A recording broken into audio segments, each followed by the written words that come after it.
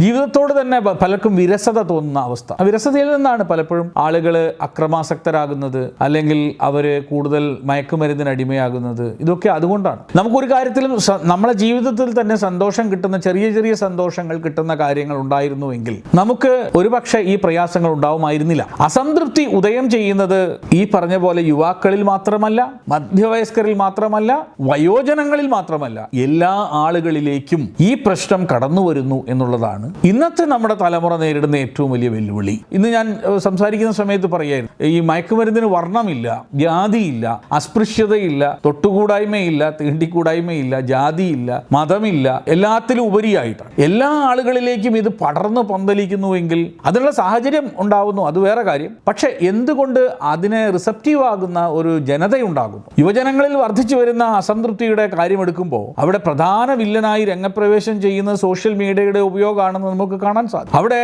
രണ്ട് രീതിയിലാണ് social media നാം അറിയാതെ നമ്മിൽ അസംതൃപ്തി വിത്തുപാകുന്നത്. ഒന്ന്, താൽക്കാലികമായ തൃപ്തി അഥവാ ഇൻസ്റ്റാന്റ് ഗ്രാറ്റിഫിക്കേഷൻ നൽകുന്നതിലൂടെ നമുക്ക് ഒരു അസംതൃപ്തി പതുക്കെ പതുക്കെ രൂപപ്പെടും. രണ്ട്, മറ്റുള്ളവരുമായി തന്നെ താരതമ്യപ്പെടുത്താനുള്ള കമ്പാരിസൺ കൾച്ചർ സൃഷ്ടിക്കുന്നതിലൂടെ ഇതേ പ്രശ്നം ഉണ്ടാവാം.